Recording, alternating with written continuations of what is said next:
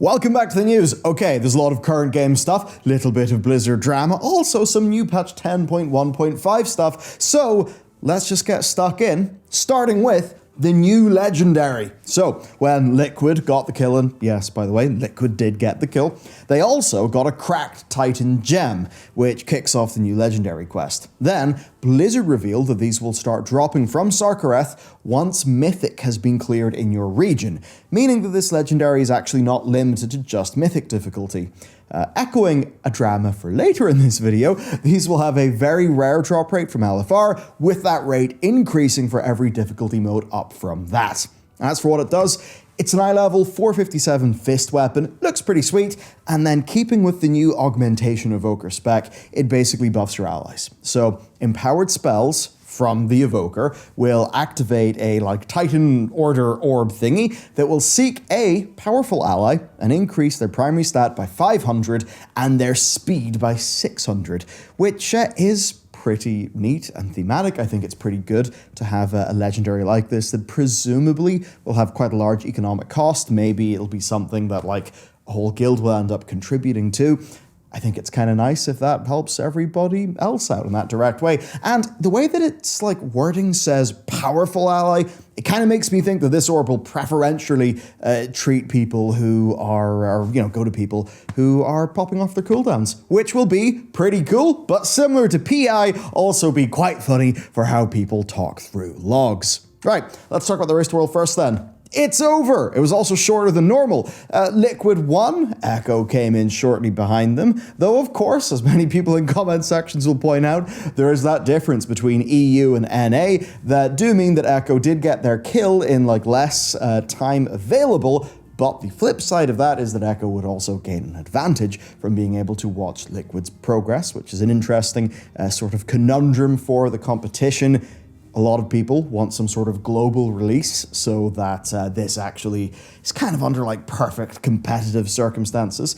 I don't really know though, doesn't really impact me, so what do you think? And by the way, a guildmate of mine runs the AI Warcraft account, and it came up with some pretty good bangers for the race. Second place, more like first loser. If you ain't first, you're last. Disappointing performance by Echo. Step up your game next time. So that one was quite fun, but the winners did not get off free.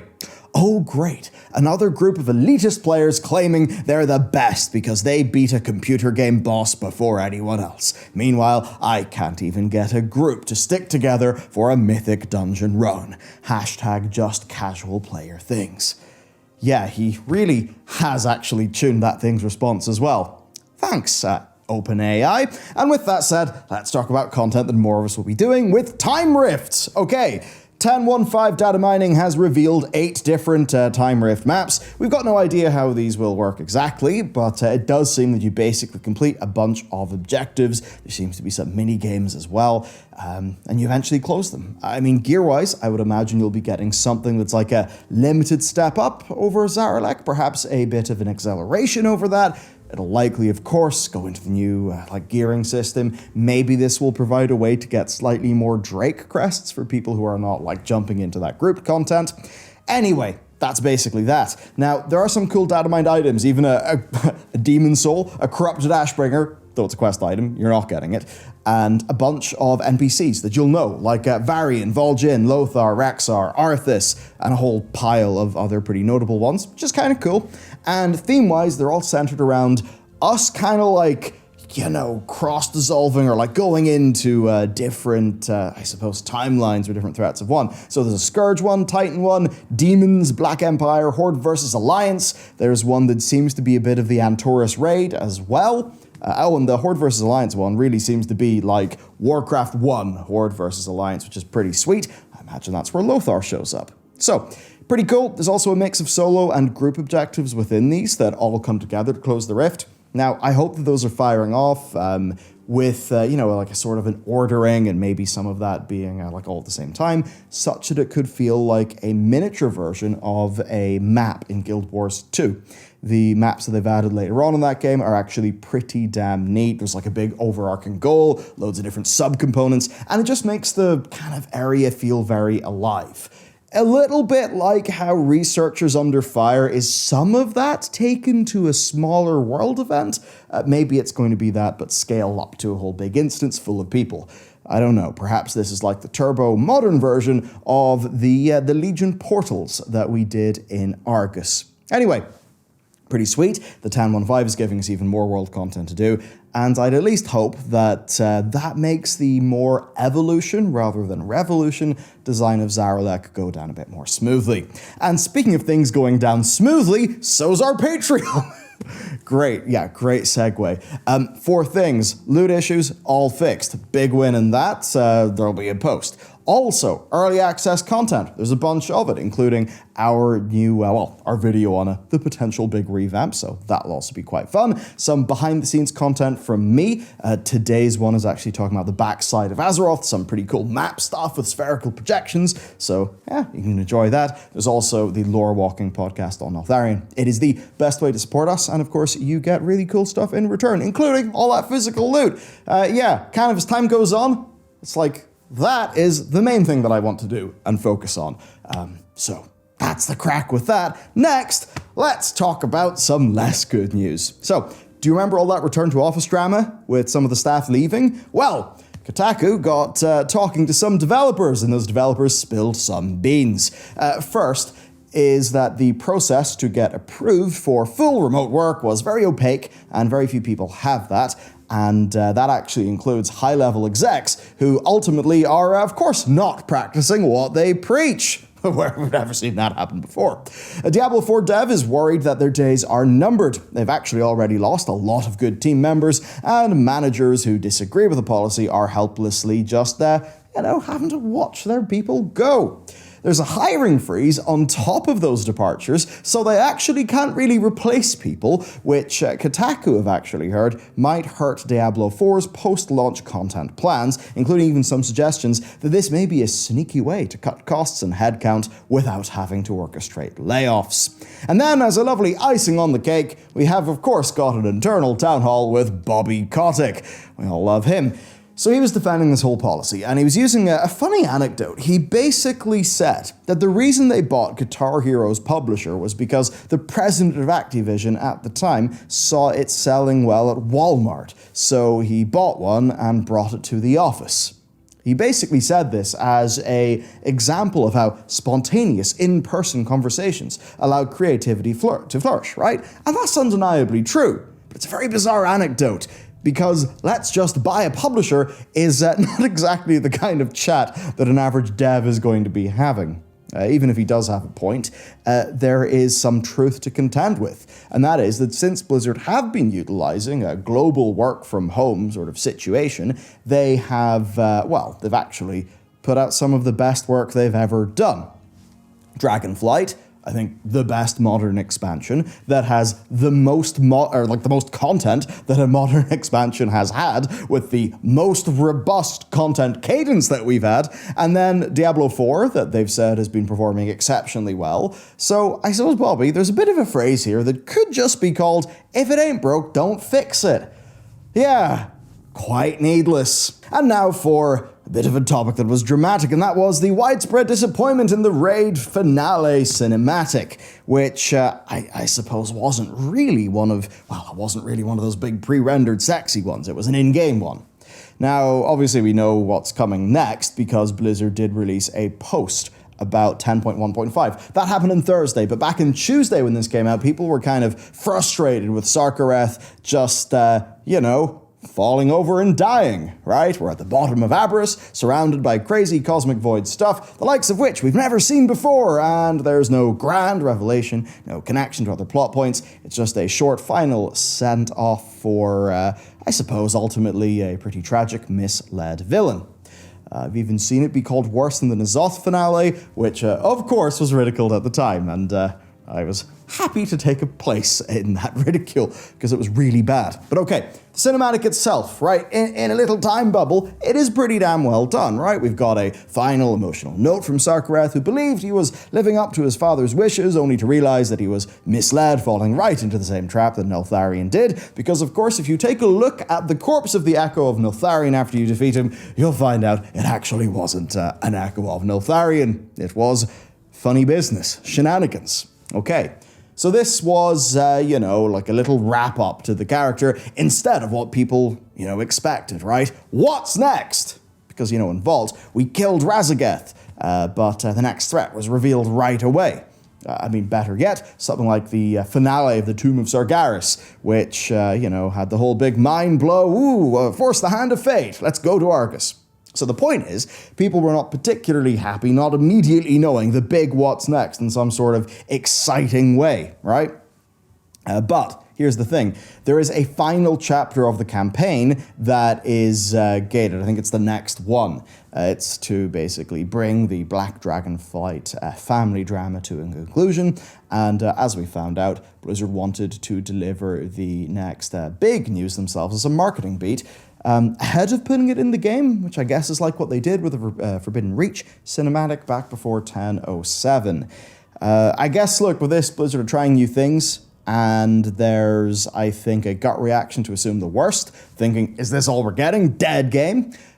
In this case, I'm more willing to give them the benefit of the doubt because we are getting significantly more content in the game. Whenever N'Zoth just fell over, that happened. They heavily referenced what happens to Mordor at the end of the Lord of the Rings films, and then Magni says, oh, nice, here's 84 gold, or however the hell much it was. Big letdown. There was no End of Legion style epilogue, patch like with 735. I think in this case, we have another stage of the campaign, and we know that like in probably 9, 10, 11, something like that, weeks from now, we're going to get another patch. It'll probably have its own cinematic and its own story continuation. So overall, on balance, I think it is just, there is more like consistent story going on in the game. That's a good thing. And that's why I'm not particularly angry at this, because unlike the N'Zoth cinematic, this didn't have as much to hold up, right? Because overall, the story's actually going pretty good. Okay, what about the raid though? So, the season is out. Our guild on our first raid night on the Wednesday after it opened, well, the Wednesday, EU, we cleared all the way up to Sarkareth, and we almost killed him in normal.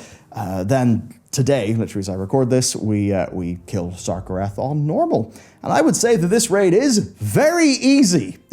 It took us like a few weeks to clear Vault entirely. Now, at the time, we were not going like turbo fast. We weren't being particularly serious.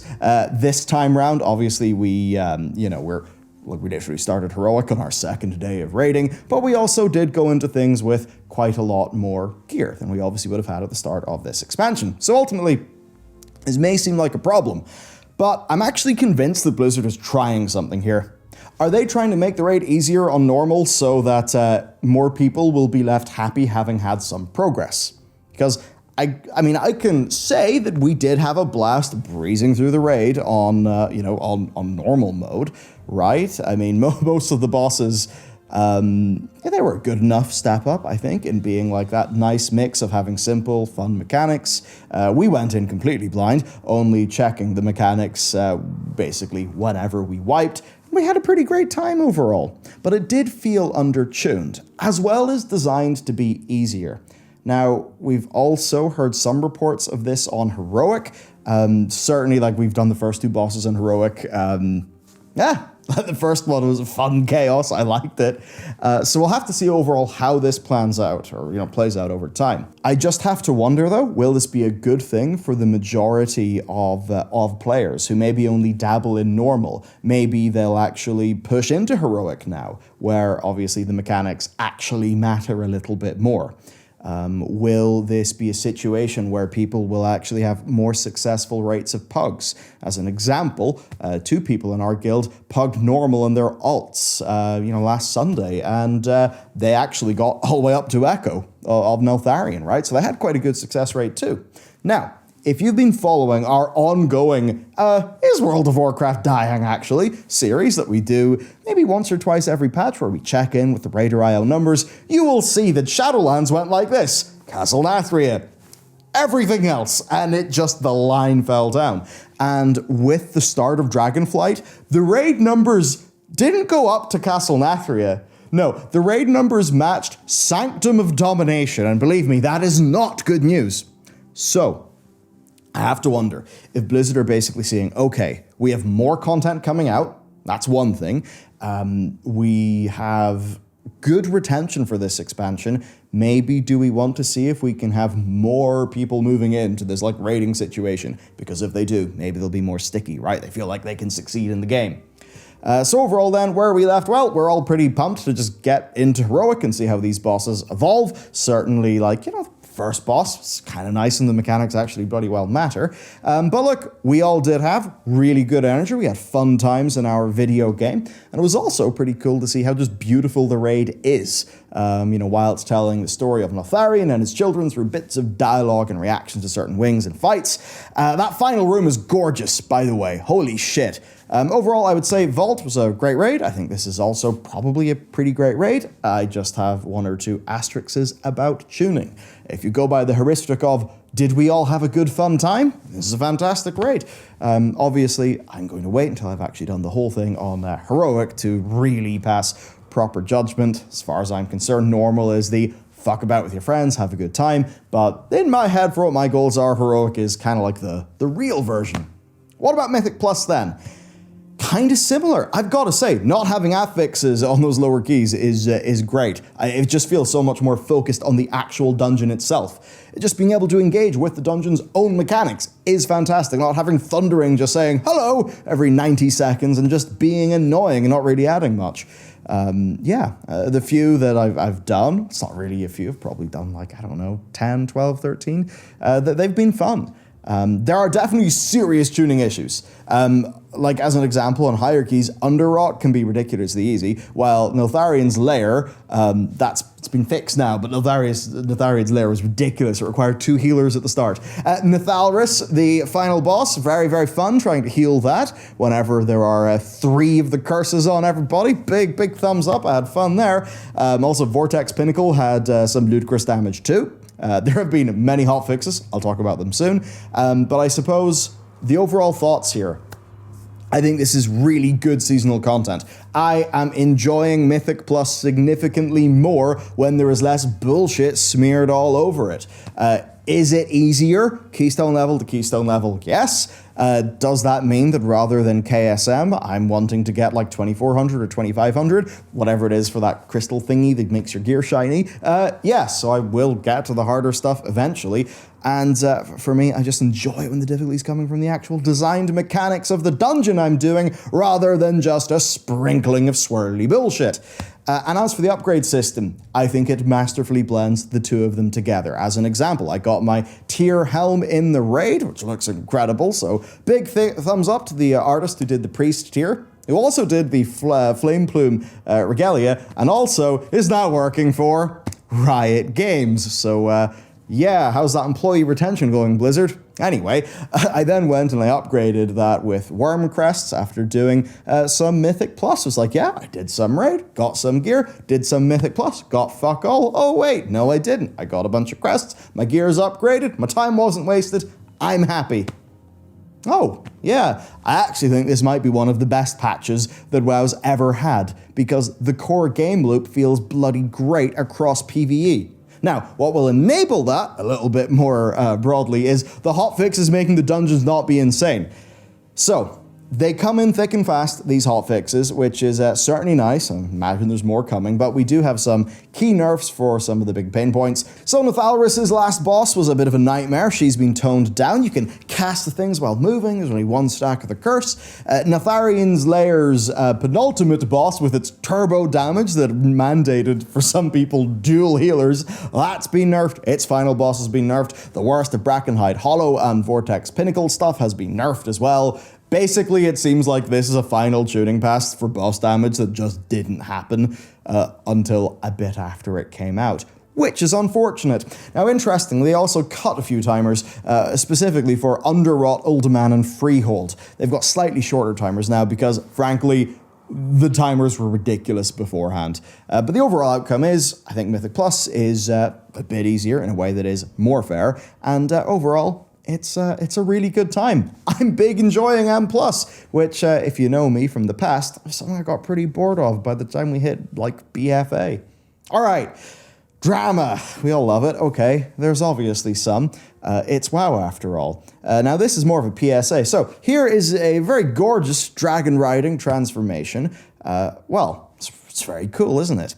Everybody was thinking it would be like the Razageth one, right? From all difficulties to the last boss. Then we were wrong. It was actually going to be Mythic only. And then, in a literal last-minute update before it went live, Blizzard changed things. Basically, people didn't like the original plan. Some backlash happened. Blizzard decided to try something new. So, 2 of them will always drop from Sarkareth Mythic, but on normal and heroic, it is a, quote, extremely rare drop. So essentially it's a bit of a middle ground. It allows Mythic players to earn it with their skill, while everybody else can just spin the wheel and maybe get it. Of course, once again, it sparked a big old reward philosophy conversation. If Mythic's mount is not unique, why is the Gladiator one unique? What way do we go? It's kind of unfair to give rewards to the best players. Wait, no, it's not. That doesn't make sense. But wait, people just want to get shit in the game and it looks cool. Why not? Maybe people could have a goal. Oh dear, where do we land in all of this? Mostly, we're tired of the questions.